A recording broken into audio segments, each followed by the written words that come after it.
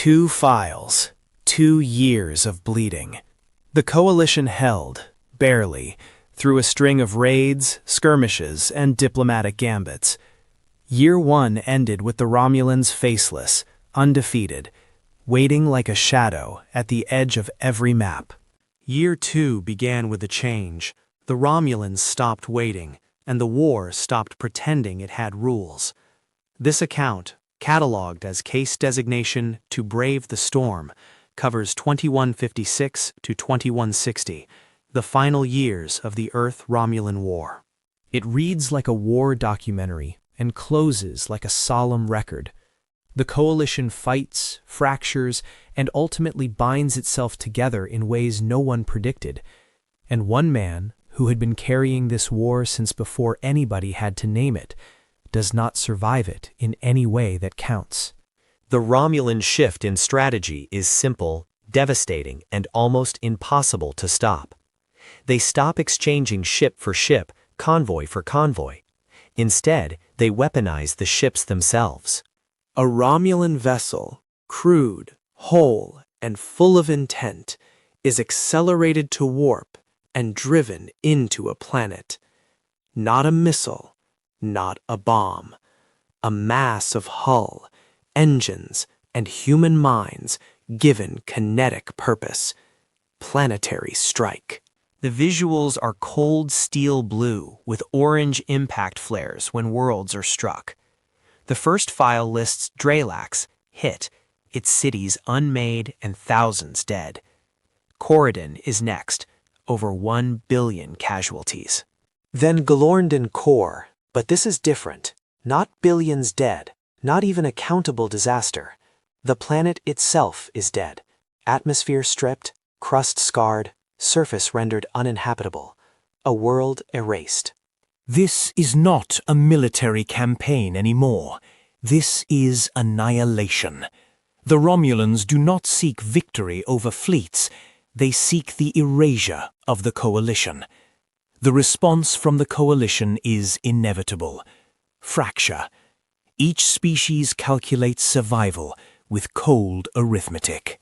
How many casualties before it is our world? How soon before the next impact is aimed at our sun?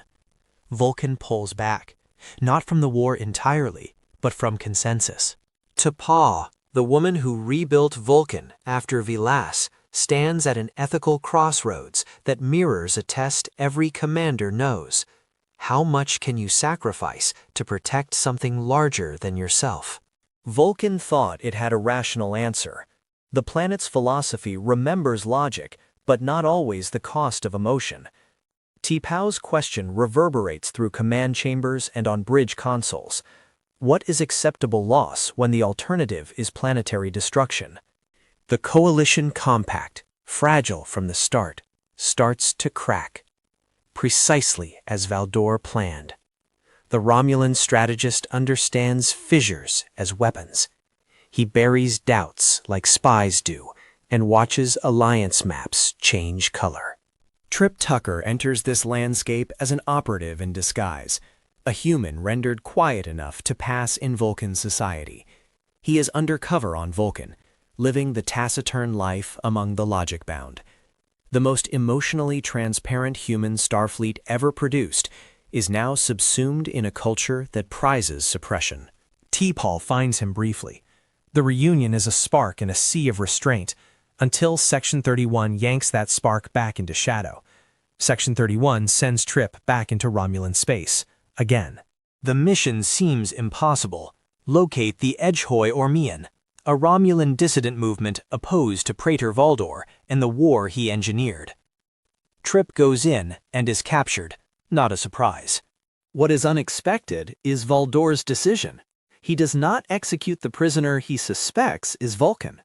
Valdor, facing the drain of an empire consumed by planetary strikes, needs someone who can locate internal opposition. He uses Trip, believing him to be Vulcan. The result is grotesque and brilliant. A Section 31 operative, under Romulan command, turned to hunt Romulan dissidents who may yet be the Coalition's only inroads inside the Empire. Trip becomes the war's illustration of identity decomposition. Not a hero, not an engineer. A man lost so deep in cover his own side cannot reach him. Somewhere aboard Enterprise, T'Pol knows he is out there and can do nothing. Again. The tension here is quietly brutal. Love and loyalty pressed into the finite room available in wartime secrecy. Then the story turns, not through fleet maneuvers or diplomatic summons, but through the will of one woman. T'Pau, not Archer, not a fleet admiral, makes the decision that reshapes the war. Vulcan commits, not a statement, not a token force. The full Vulcan High Command fleet enters the conflict. With Vulcan's engagement comes Andorian warships, Tellarite cruisers, and coalition allies who had been reluctant until the logic of annihilation removes calculated hesitation. For the first time, the coalition fights as one. The Battle of Cheron is the decisive engagement. Picture cold steel blue flanked by the dark, angular silhouettes of Romulan bird of prey shapes. Coalition formations combine NX-class starships, Vulcan cruisers, Andorian warships, and Tellarite designs into a single ragged line. The battle is not cinematic in the sense of choreographed heroics. It is brutal, costly, and messy. Ships die with the intimacy of broken machinery. Men and women give up their breath for a cause described as an alliance in trouble. But they fight as one, and that unity breaks Valdor's plan. The Romulan fleet fractures. Their planetary strike campaign collapses at Cheron because the Coalition finds a way to contest space, to shield worlds, and to threaten the fleet that sends missiles of flesh into gravity wells. The Romulans do what they have done throughout history when faced with an unwinnable front. They disappear. They withdraw, not to negotiate, not to surrender, but to vanish behind a line. That line becomes the neutral zone, established by treaty in 2160. No face-to-face meetings. No Romulan representative in any room with human delegates. The war ends with the same kind of enemy it began with, never truly seen, always present in dark camouflage. Trip Tucker is officially dead. Twice. The official record lists him as gone. The files hint at other paths. In the novel told beside this documentary, he survives. He retires under another name, lives outside records, and keeps what fragments of humanity wartime left him. T'Pol remains in Starfleet long after the war, long after Archer, carrying the weight of a century in which humans rarely survive intact. By 2198, she will be a Federation ambassador back on Vulcan, and the legacy of this conflict feeds into the diplomacy she will one day practice. Travis Mayweather finds life beyond Enterprise, too. He earns a command, takes a crew, and moves forward. Enterprise herself, the NX-01, humanity's first Warp 5 vessel, cannot be repaired to service.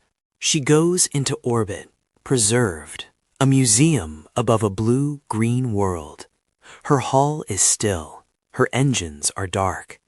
She watches the very Federation she helped create take shape below her like a slow sunrise. On May 8, 2161, Jonathan Archer stands before representatives of Earth, Vulcan, Andoria, and Tellar Prime and signs the charter that creates the United Federation of Planets. Pale gold light fills the chamber, formal, monumental, and quiet. Archer speaks about costs and constructions. He speaks as a man who has been holding the weight of this since before the Coalition existed.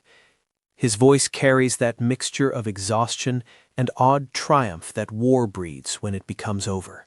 The Romulans will not appear again in any room for 109 years. When they do, it will be a captain named Kirk who crosses the neutral zone into a confrontation that almost restarts the conflict. The Romulan commander on the other side will look exactly like a Vulcan, because that resemblance has always been part of the Romulan method, to be unseen by familiarity. This series is now complete. 3 files, 3 novels. One war that was never filmed and always deserved to be. The files close with a final image, NX-01 in orbit, a museum of humanity's first steps into deep space, cold steel blue against a planetary palette. The final note is solemn. Battles won at great cost, worlds lost that cannot be recovered, and an alliance forged out of necessity and moral reckoning. File closed. End of debrief.